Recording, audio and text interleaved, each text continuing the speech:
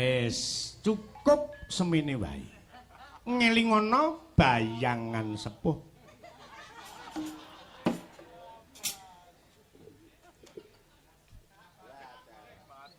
Sing mati iki mike apa wonge iki? Le wonge ya aja mati dhisik to, sik akeh sing nggunakake kok. Ora mati piye sengkake pengendangmu kae lho. Hah? Si Didik iki ngedang. Ha iya. Sak penake dhewe ora ndelok kondisine wong. Ora ngerti lek. Wis dalan tuwek iki. Kowe kok dalan tuwek. Ya disyukuri Mas Gareng. Nggih alhamdulillah. Rembukan wong loro, bawa rasa wong loro. Ha kok ya ora krasa le ngadep panggung, lungguh ana panggung, ngadeg ana panggung, wis udakara ana 45 taun. Nggih alhamdulillah diparingi wektu 40 taun kangge ngabdi budaya. Lho, lah sing pengen digenepi 90 taun apa wis cukup bersyukur 45 taun? Ya sono Gareng mati ning panggung kok. Aduh. Wong umur swidak wis tele-telete kok. Heeh. Umur ki lek angka to, Mas. Umur kok angka piye? Lho. Umur swidak ki namung mujudke angka 6 karo 0. Ning semangat kudu tetep kaya bocah nom aja nganti kalah, tetep semangat 45. Walaupun hanya semangat tok. Ning tetep kudu ngrumangsani ndelok situasi kondisi. Lirik. Jenenge iki swidak kuwi tegese sejatine wis cedhak. Dadi lho apa-apa ya ndelok kahanan. Lah mbiyen umpama aku ki umur 40 lho tak pangan kendang ngono. Waduh. Aku Iya. kuwi ngedol kendang kok. Ning kembali lagi kewajiban. Heeh. Berarti apapun yang terjadi tetap kita laksanakan. Wah aku jan. Aku anggen ndereke panjenenganmu Mas. Kaya entuk hiburan. Lah kok Wah, presiden sakmunakemu sing tak taksir gur sing iki Sulistyo Warni iki. sing ndi? Iki presidenmu sing jenenge Sulistyo Warni iki. Wah, iya, heeh. Kuwi liyane iki ora total. Dadi presiden ora totalitas. Mongko tuntutan pentas di panggung Kuwi ndak kudu boleh setengah-setengah, harus totalitas. Kuwi totalitas lho, liyane gegere ora ditato dheweke gegere ditato dhewe kok. Waduh. Iya. Delok ento. Liyane mulus ku mah plonteng-plonteng ngene iki. Kae tatonan kerokan iki bae. Sing ngerti sing ngeroki sapa kuwi mau? Mbah. Mbak Sulin ngedepi aku mau sing ngeroki lek aku kuwi mau. Dhewe sing mburi sing ngarep ora dikeroki, Nduk. Lah ya kerok ana kono. Bojoku dhewe masuk angin tak jarke kok sulis keroki. Ayo wong mentalan iki ya kaya ngono kuwi. Waduh. Tresno karo sapa ning karo bojo iki kudu tetep gemati. Alah teoritis. Hah? Kok teoritis piye to? Kowe iki omong tok, omong doan. Lho, Lho kok lalu-lalu. wong iki kena seneng karo sapa, duwene kasih sayang karo sapa, duwene penggemar karo sapa. Ning aja nganti lali karo bojo. Kuwi bibit kawit mbiyen ketok apa, saiki ketok apa. Kowe iki omong ngono mergo kowe ditutke karo bojomu. Coba bojomu ora ngetutke padha ae Mas, kowe karo aku padha lanange kok. Ngono ya ngono ning aja dilairke ning pakeliran. Wonge mbok aja munafir. Munafik kok munafir. Aduh. Wong kahanan iki aku ki tenan aku kanggo nylimur. Aku ki ning kene bingung lho. Bingunge Aku ki ditimbali Pak Sunardi ping 5 iki. ping 5. Heeh. Lah aku kok sik pisan iki. Anane angka 5 ki diawali saka angka 1. Heeh. Yen lagi tekan 1 aja kesusu yang 5. Loro sik. Oh, loro sik. Heeh. Nah, ya nek kuat ngragati loro. Lho yen ragate kuat. Kowe iki nyandak apa ora nyang loro iki? Aduh. Iya. Wong-wong kabeh iki rejeki Mas ora kena diaya. Yen pancen wis pinesti kuwi jatuh jatahmu ya kuwi wis lumaku. Tur ya ora kena kanggo kemaren siji pesti loro jodoh telu tekaning kabegjan. Papat kuwi jane. Apa? 1, Pesti 2, jodoh 3, tekaning kabegjan. 4 Mati. metune nomor. Lho, Kuwi menungso ora ono sing ngerteni. Ya mung bandare tok wae sing gawe. lha piye iki piye? Lho lah kowe ora tau pasang togel. Umpama aku ora pasang togel ning rombonganku ki akeh sing do seneng togel lho, Mas. Ing atase bocahmu do seneng kok kowe ora pasang. Kowe tegese kowe ora. Aku ora seneng karo togel, tak senengi beda. Oh, kok beda apa? Beda. Ha bocah-bocah ki ora patek seneng karo liyane. Aku ki mau lek togel mau. Wong seneng togel ki rugi. Wong seneng main ki ora bathi ning malah rugi. Ambune apek ngantek esuk tekan ngomah disrengeni wong liya. Wong golek kesenengan iki ya sing temonjo, sing ambune iso wangi ngetokno ragat ning lega. Apa? Kamangka aku kene Kediri iki kae penutupane aku melu wayangan ning kono iki. Kuwi iki biyen kae lek nutup wayangan. Kuwi aku le dageli. Lah iya. Kok lah yo mung ning ya wis sing elek guangen, Mas. Heh? Sing elek guangen. Salah. Kok sing Ora kena. Kok ora kena? Ora kena. Kok sing elek? Wong iki kedunungan ala becik bener luput. Bener. Elek-elek kok kon ninggal. Apa kowe arep urip resik dhewe? Ha. Lah yen kowe elek mbok gawa terus entukmu apik kapan? Lho, tegese kudu menyadari yen to wong urip ning donya kuwi kesasapan nepsu petang perkara lumadening alwama amarah supiah mutmainah. Ning kono ana ala becik bener luput padang peteng. Supiah ku ora bakal melu kowe mergo wis duwe bojo dhewe. Oh, ya wis sak karepmu wis. Wong kok senengane kok nyelenge wong. Kowe ngene wae, saiki rumahku anut train Gusti. Awake dhewe ning kene iki ditimbali karo Pak Sunardi ya. Bersyukur mergo beliaunya lagi bersyukur awake dhewe melu bersyukur. Ngono Bersyukur piye? Wong kurang 5 dina ngapa nih? wis kuwatir terus ngono. Sebabe kelingan ora? Piye? Lah yo mbah aku sida apa ora ngono kae. Lah wong Pak Sunardi ki apa tau goroh? Ora tau. Bah urung di DP wis kuwatir mbah Mas Mito sida apa ora? Aja kuwatir, engko H-2, H-3 dilunasi. Aku ki malah kuwatir yen dilunasi kuwatir. Lah kok kuwatir? Menungso Mas Anggere lunasi kari lemese. Oh iya ra, ayo. Ayo jujur. Kowe iya ra? Lek wis lunas Kari lemese. urung karuan. Lho kok iso? Semangat kok. Alah bel gedes aku ki angger karo bojoku angger lunas kari lemese kok. Aduh. Ora wong ki beda-beda meneh menungso. Iya. Aku ki nderekke panjenenganmu seneng tenan lho. Senenge. Ya ngene lho, dalang larise ora umum ngejak aku lagi ping pindho iki. Terus tak cateti wis dalang paling medhit sak donya iki Minto Darsana wae. Ora tau ora tau ngejak aku. Pisanane ning gunung watise ra umum. Ngene lho Mas. Kowe tak ujek-ujekke lho padahal kowe iki Mas tak dukung.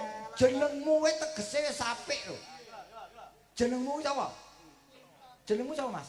Minto Darsana. Lho, min ki minimal sesasi tanggapane ping 35. Terus Oh ya ra.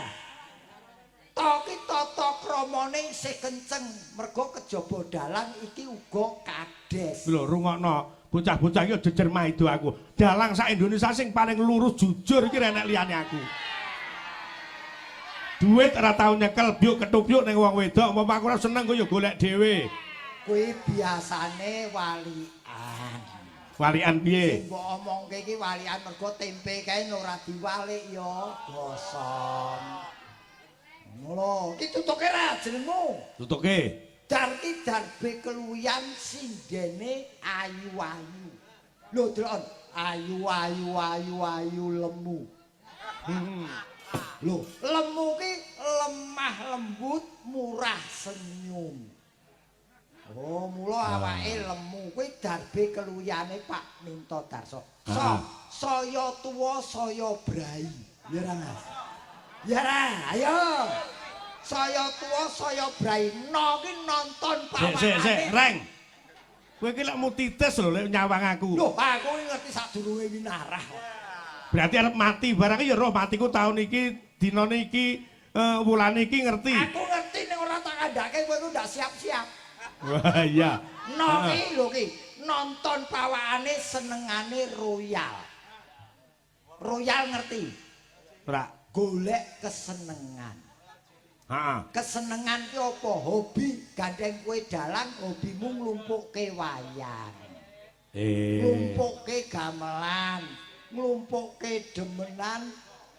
Sik iki sing ra penak. Nglumpukne demenan iki sing ra penak. Demen ki apa? Seneng. Seneng demenan kesenengan kowe nglumpukke kesenenganmu apa? Aku kudu diperjelas kesenenganku apa coba lek pancen wasis. Lho. Lah sing ngerti sapa? Wong ki kesenengane dhewe-dhewe, Mas. Ayo, senenganmu apa? Wong wedok. Nah, ora usah dadak. Tegese senenganku wong wedok ki senenganku mung ibune cah-cah liyane ora kegagas. Lho sing munike yagamu lho. Sing munike pajakmu lho. Ayo bene wong cah kowar kabeh. Nggih. Iki beda meneh sing dirembug. Iki aku lak pribadine dhewe sing penting nderek syukur Pak Sunardi. Ya. Inilah tipe orang-orang yang kuat imannya, setiap diberi apapun selalu bersyukur. Bersyukur. Orang yang imannya tebal tuh jangankan diberi rezeki, diberi musibah pun tetap bersyukur karena percaya Allah mencoba umatnya tidak akan melebihi kapasitas betul. umatnya. Iki do dirungokke. Mula lek kena coba, kena alangan aja ngresah. Gusti Allah nggone paring coba marang tita iki wis diukur kekuatane. Sasi ini rame ora masalah sasi iki Desember sepi aja ngresula.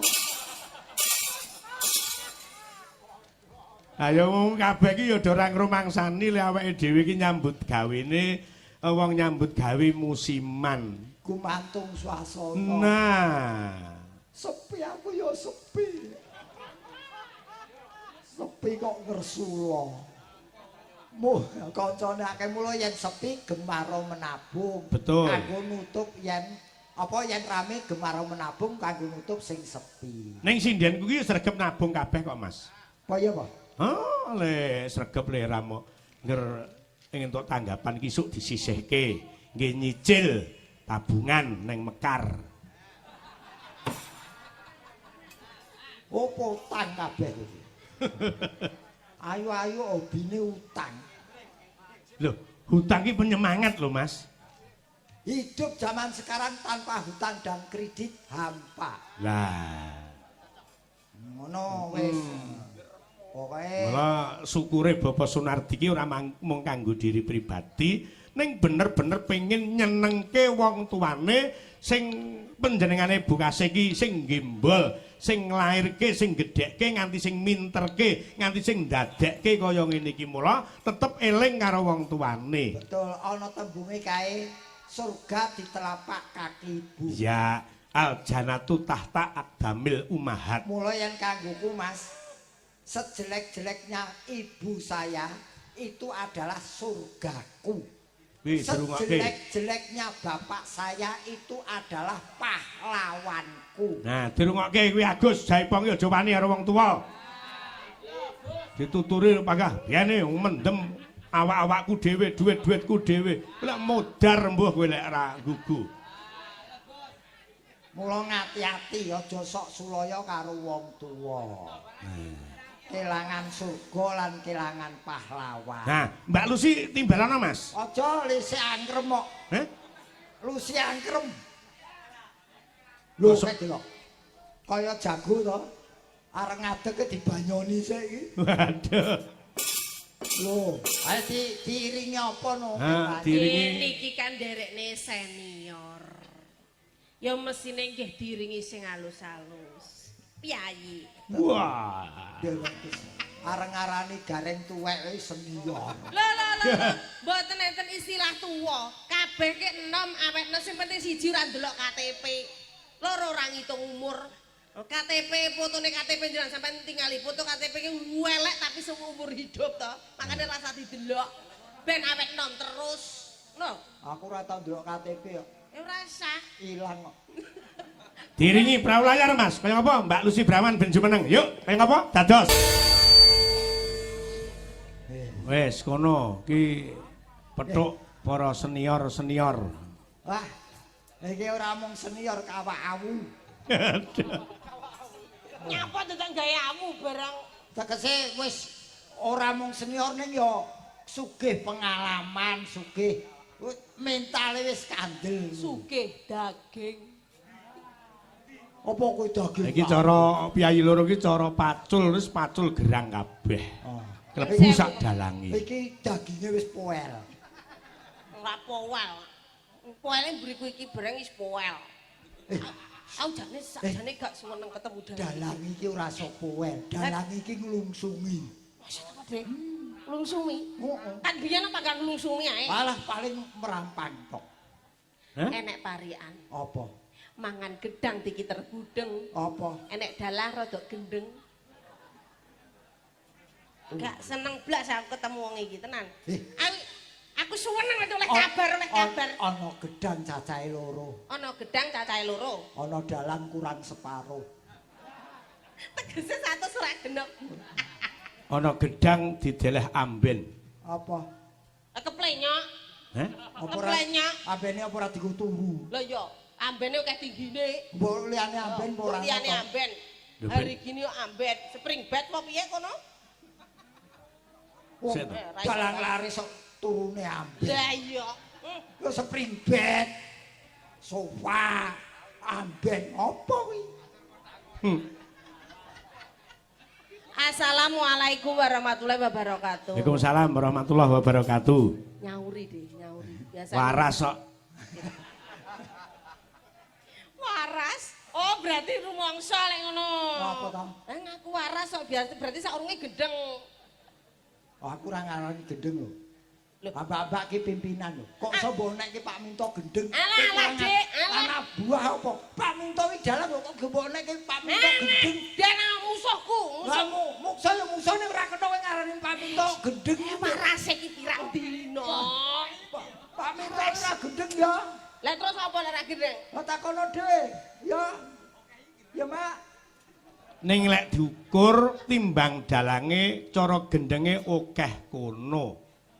Sapa? Yo jelas oke awakmu wong wis macak apik-apik.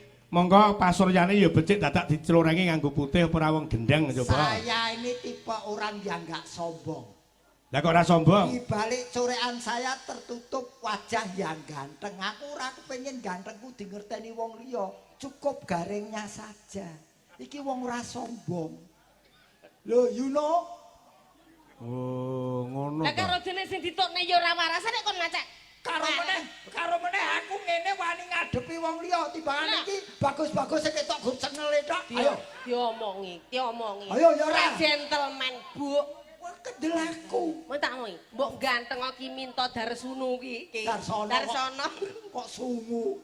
Darsono iki. Tapi ngene. Ngerti lah nyapa merga? Apa? Ciri-ciri orang tidak waras. Apa? 1. Berbicara sendiri. 2. Disaur-sauri dhewe. 3. Joketne tangan dhewe. Sapa? Tak mongko sing ning ngono kuwi sing bengi iki sapa? Ning Sik, aku tak tekok. Terus lek dalang wit sore ora entuk ngadep debok, ora entuk ngomong dhewe. Coba rungokno kupingmu. Aku ora ndek kuping kok. Terus karepe piye? Apa aku ki dalang wayang wong? Ya ora piye-piye ngono lho. Leh, sik ta Mas. Sik, anu Pak De. Lah tapi ki yo dalang ora ngadep rono, ngelirik sindene ngadep rono. Ngono lek aku golek vitamin. Aku ki wis dadi paugeran aku lek ngantek nglirik sinden. Kuwi jenenge najis muga ladoh. Padane sindene kirek apa piye? Loh, ora perkara kire, neng itu kan bukan mukrim saya, ngelirek ndak oleh, lek ngetke oleh. pancen sindene dudu mukremu ning saiki lak musime. Musime apa? Lah yen mangku sinden. Pak De njen mirengke to lek nglirik ora oleh, nek ngetke oleh. Ya to ngene iki ke. Ngelirik ki mesti nepsu lek nglirik. Ning lek ngingeti kuwi dilandari ikhlas mung sak derma kepengin ngerti ndak berdasarkan nafsu. Ning lek nglirik kan nyolong-nyolong. Iki bener iki, bener.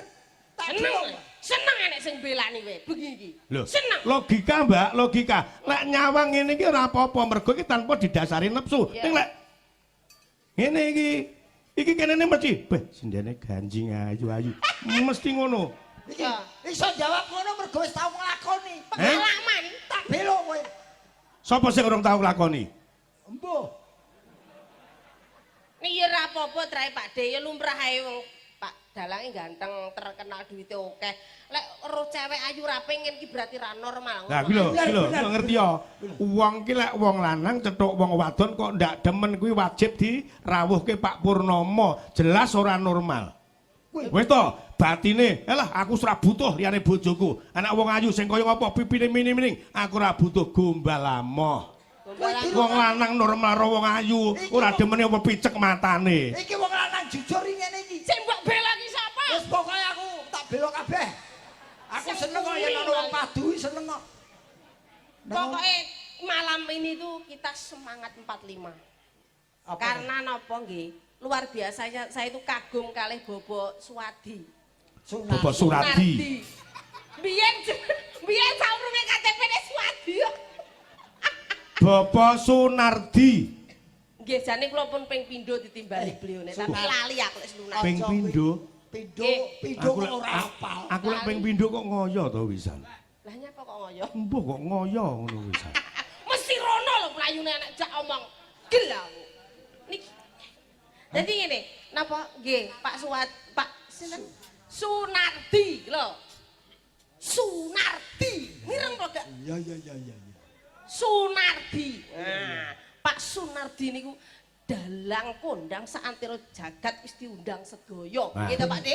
Jenengan seksine piyayine lejan. Masyaallah sederhana, mendel, ora dayan tapi wah ngene ne. Los ngene iki mah aku seminggu wis lunas dadi mangkat ayo dengkleh ora bayaran. Nek aku ngomongku lho, dalang kok iki sing terakhir iki dalang ki njaluk lelaki iki Apa? iki dalange sapa? Suminto, Minto Darsono. Lah iya Minto Darsono. Minto Minto Darsono ki njaluk lelaki. Kok njaluk laki piye to? Minto ki njaluk Darsono ki lelaki. Darsono. Biyen wong tuane njaluk anak supaya mijil wong lanang. Lah iki Minto Darsono njaluk lanang. Oh. Jadi njaluk lelaki. Nah, mulai dek wis dasare dalang ki senengane ngonoan Sik. ngono kuwi Lek ngomong aja ndadekke tanda tanya. Ngonoan ki apa? ngono kuwi pokoke Sik kowe demen ra? Demen ra? Ngonoan. ora demen ya ora normal. Lah iya dene kok dadakno maido. no. Wong urip ning donya direwangi menteleng kelir ning isor lampu karo sing digoleki iki yo ngonoan kuwi ndeng. No. Ya celuk. No. Gel. No. Tak genahke ya no. Heeh. Aku angger kepethuk Darsono ngene iki aku.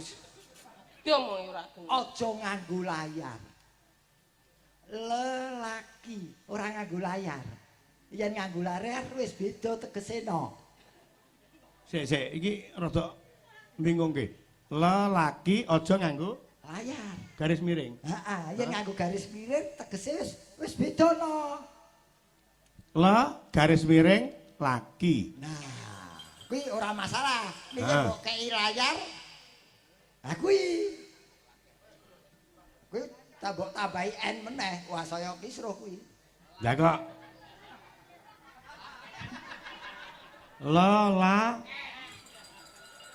Hah? Aku melu Pak Minto iki sesuk pinter ya aku ya.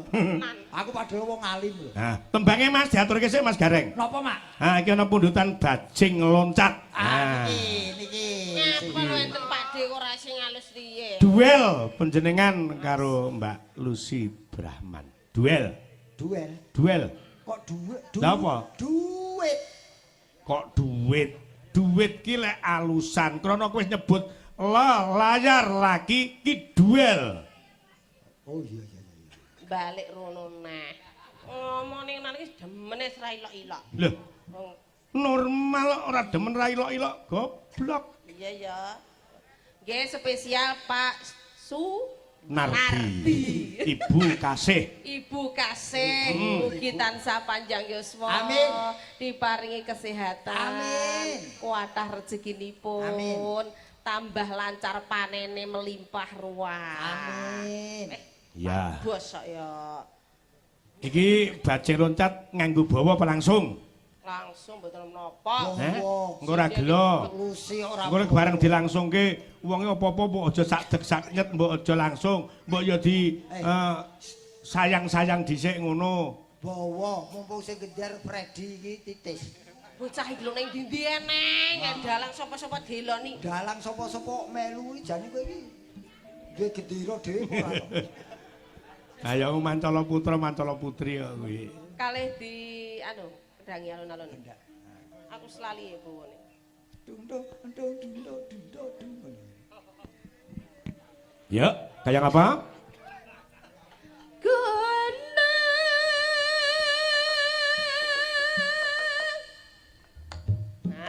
Dilalari alon-alon.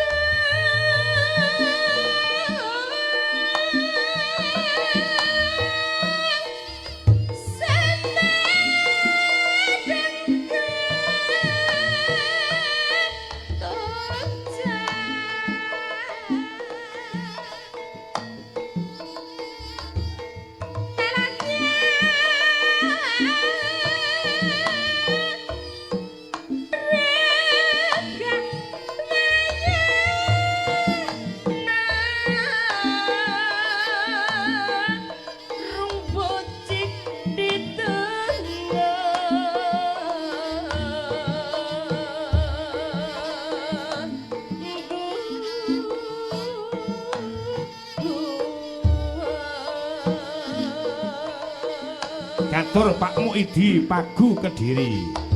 Ugi Bapak Samidi ingkang wangking Ploso Klaten ing kawedosan.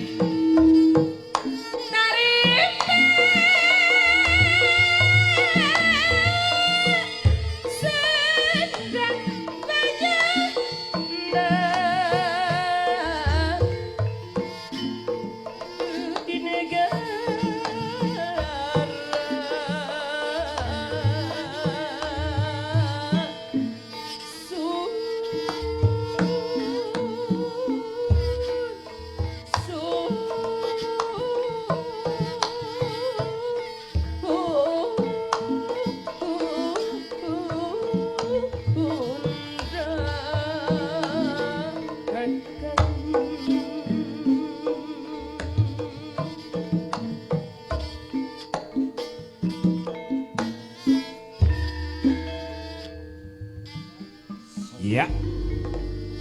Kayak apa? Langsung bajing loncat dados. Yo. Pundi badhe jogete?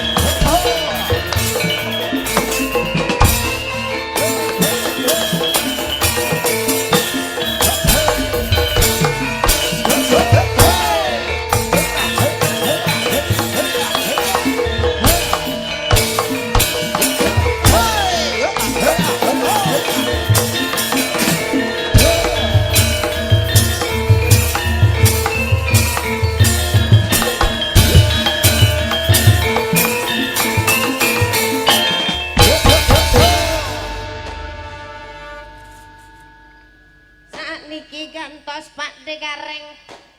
Yuh. Le dagelane kondang dicethike geni. Dagelane kondang disemene geni arep joget kaya ngebuang.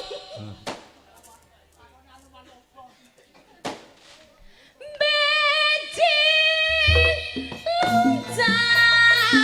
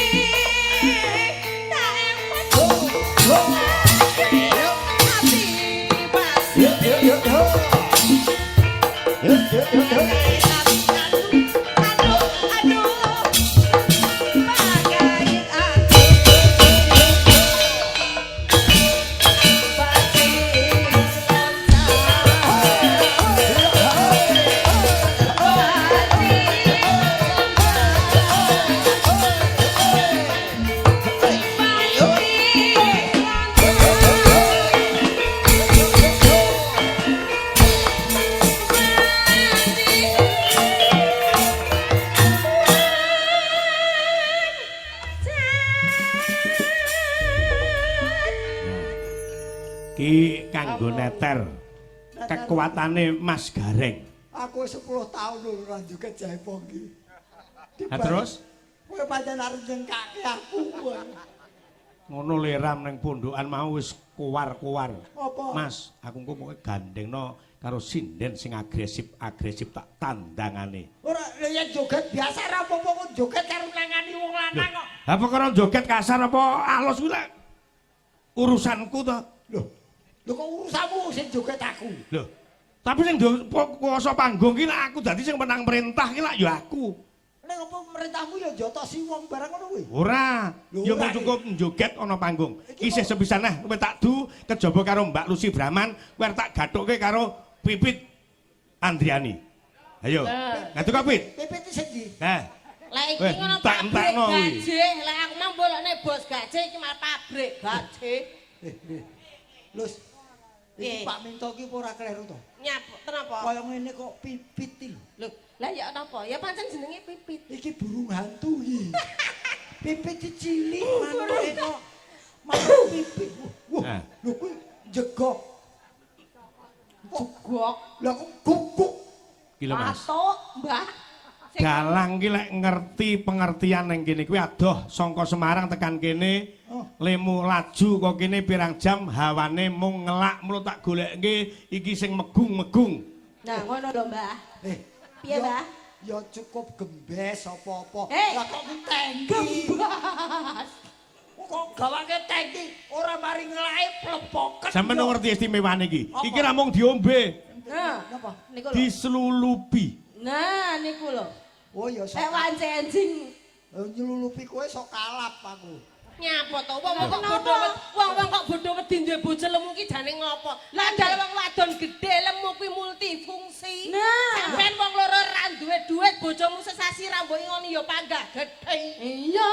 Ane jajal lo dadi manten karo iki sasi di loro asma kowe. Lah nyapa? Tiban ngene ngene. Ya carane to. Lah lek sampean heeh. Ah, lah ya. Oh ya. Ora ku sik bobotmu ki piro? Nyap. Nyapa tekon bobot iki? Yo yen bobot ra itu beratmu piro? Lah halah. Pipit ki lho aku roh timbangane ning kono mah nimbang awak ya nduk ya Pan ya. Nggih. Iki lho 45 moan. Lho rungokno ngomong 45. 45 iki kental lho Pak De. 45 bandule dhuwur 25 bokonge 70. Mulane timbangane ngono mu Di jenis. total kuwi mau Pak De. Mulane aja pipit. Lah napa? Pot. Pit ki cilik ki pot. Terus dalange apa? Dalange pet. Nek apa wae disyukuri ya, Nduk. Nggih. Apapun pemberian Tuhan harus selalu disyukuri. Heeh. Nggih. Sing penting ya jombah to. Lah jenengan Pak nggih mbah to Ya biasane. om. Om. Oh kaya ya Om wis Bagyo Gareng. ya wis sakarepmu ning undang sing penting atimu tetep ngajeni wong tuwa. Nggih, Mbah. Dijaga kesehatane. Nggih. Wah, jangan. Ade, niki masya gedine kaya kula. Heeh. Tapi nggih energik lemah gemulai. Nah, Lek coba Mbak saiki Lucy- rayunen. Lek Mbak Lucy joget nyek nyek nyek lek iki lemah gemulai. Walaupun besar. Iki ora lemah gemulai, iki lemah lempung. Lho sampean ora ngerti lek pipit goyang kok. Oh alah kok ora ana sing mening to, Pak De. Nduk tunjukkan kebolehanmu. Bukti kesek aku lagi Lah, percaya. Nah, dirayu. Dirayu mawa tembang gubuk asmara jangkep sak Sing bongone. urung, Ya. sing Mas, urung, Mas, mbok aja gubuk pos. Gubuk dikek iki gak ambruk no, Mas. Sik to, Dik. Pos. Gubuk yasan, Mas. Oh. Mas, kowe dinyek lho karo Pak Diyu ora percaya nek sampean lemah gemulai pinter joget lho niki. Kendang ngono ben roh golane pipit. Ben roh golane pipit. Ayo Mas, kendang ngono dulu, Mas. Nah, iki lho vitamin pati gedhi. Nah, piye ya, Jan? Ya. Ora kiyer-kiyer kowe. Aku ora ngematke goyangane. Aku mau Nah, ngematke kowe rong tau ngrasake to, Mas Gareng? getarane 6,5 skala liter. Padha apa ora kali teng dalem? Padha gak? Iki beda iki. Lah Iki iya. nganggo sentret-sentret sithik. Jangan melihat kelebihannya. hebat lah. Ya Pak De. lebih ya ning bokong kuwi mau lho. Iso goyang iso megar ningkup. Lho, lek sing nang omah apa iso ngono? Ya kae mengkerek tok to. Coba iki urung goyangane tipis ya, Jal. Sing tipis Mas, coba sing tipis Mas. Tipis, sing tipis. Kuwi dudono kuwi. Ada pundi kula? Heh? Ada pundi? Madhep kono etan to. Nggih. Anu lumah-lumah kowe, lumah-lumah. Lho. Aja Aja. sembarang ayo. Ya. Goyang. Terus kedet nyonya ngarepit. Anyo. Iki. Gedi. Iki. Anyo. Iki. Sik kendangmu apa pecah to, Mas? Kok suarane kok nganggo pret. Oh, Berarti mau pret. Kuwi ke upret. Kuwi lho tambahan alat musik. Kuwi sik apik nek Pipin sik brat. Kuwi krungune Lucy iki nek digoyangi nganggo kendang tok. Sok kresek. Apa yang jebol tas kresek kok. Ayo mbah. Kali dhewe.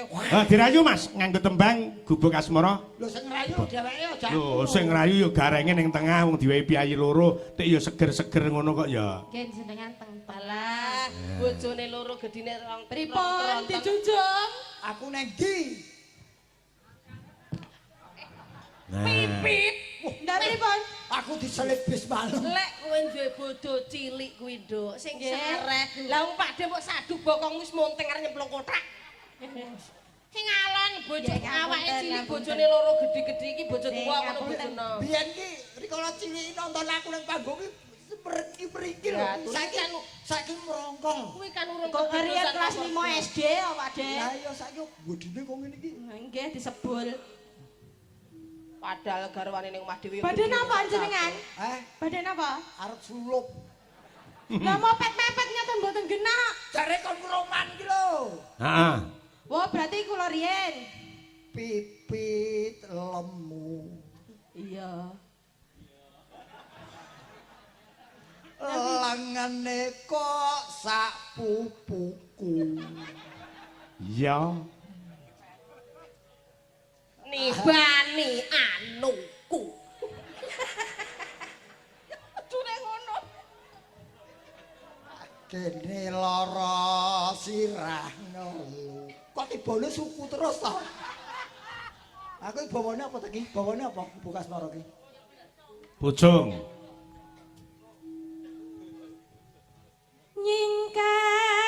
Nyingkar. Pekan ben digandrung karo Pak anu Pak De. Aku ora kulino gandrung. Eh, kata-kata aku lho. Wong wedok nyang aku sing gandrung wong wedok. Oh, jenengan digandreng Pipit. Nggih, kula gandreng mawon kesane ndang. Gandrung kok gandring.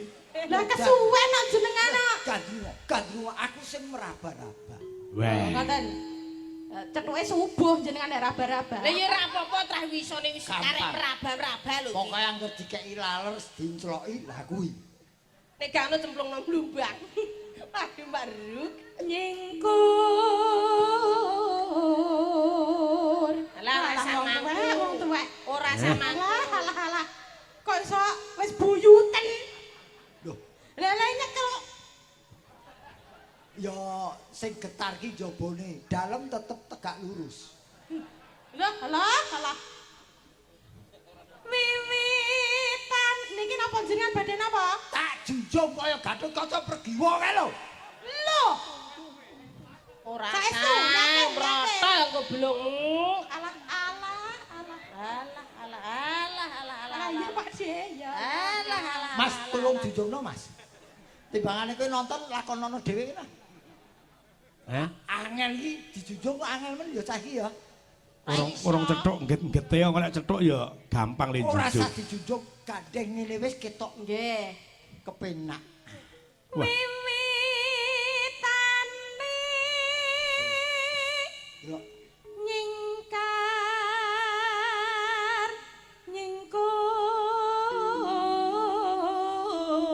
nyingkur. Senti sing kakung.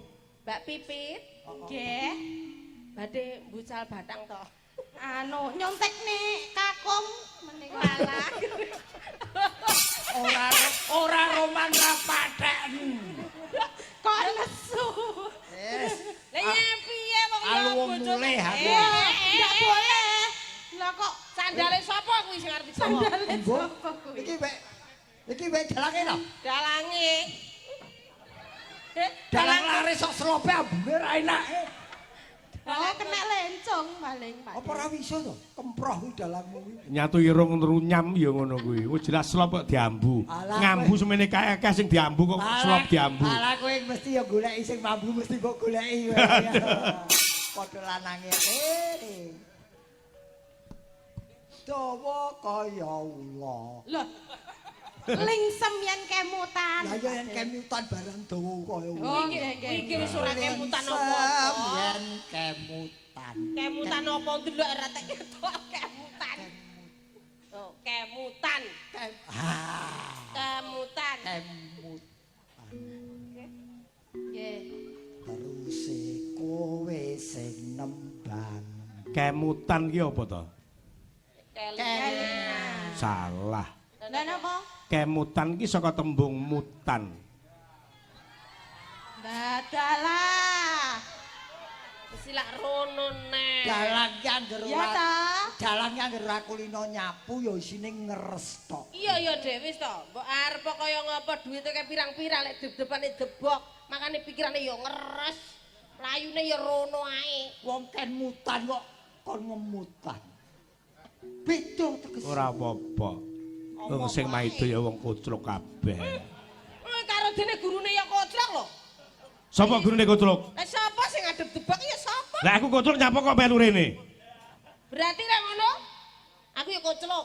Berarti lek ngono ya ora aku tok sing koclok. Ayo. Yoga-yoga kucluk jeneng wong kucluk kok ditutke. Ayo ngono sing nanggap ya kotrok. Pak Dicok kaya ngono kuwi. Lah ngerti wong kotrok kok ditanggap. Yo gak ngono. Bijaksana lho Pak Dengan Dek. kersa iki bijaksana ngerti wong Justru koclok Pak koclok Nardi disangoni. iki Pak Nardi iki ngumpulke wong koclok-koclok supaya mari kocloke. Mandare saya nemen. Lho sing mari kocloke iki awake dhewe. Ning enek urung mati, urung mari wis mati ya enek. Wah ora melu-melu aku. Aku dadi pribadi. Ya. Lelampahan kang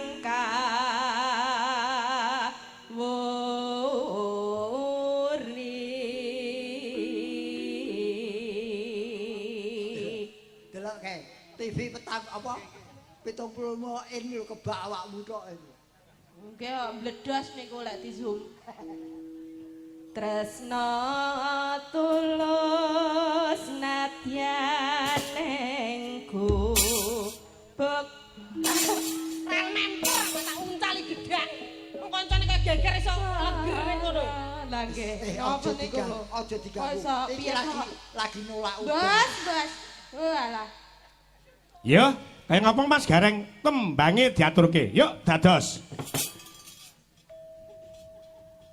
Yen liwat aku kelingan kuwedare biyen tak gerere ing cedhak bapak tulisan manakku tandai sing sayang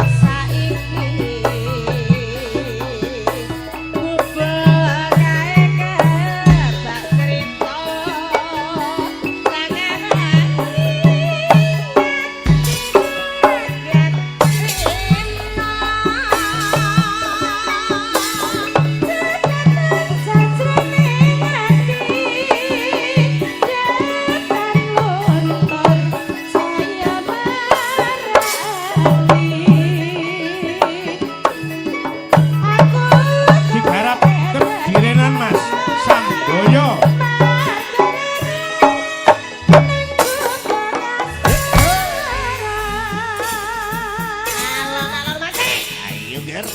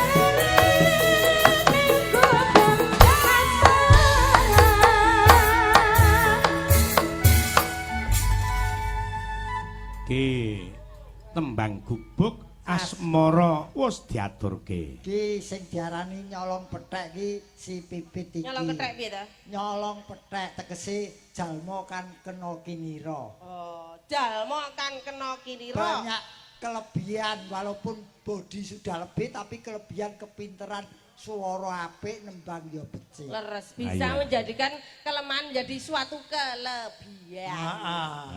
Oke. Dibablaske Mas Gareng nggih. Nggih. Iki ana pundutan bokong semok. Wah, lah niki sing kula Iki sing ngaturke anak wedok Mita, Mbak Kiki karo Mbak Luki uga Mbak Imas Setyorini ya. Kaya apa? Bokong semok. Gandeng lagune bokong kula tak nonton saka mburi. Hah?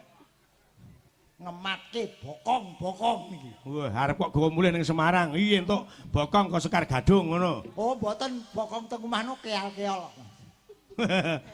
Luwih bicara. Yo ngateko, nah ayo. Kaya ngapa, Cah? Yo.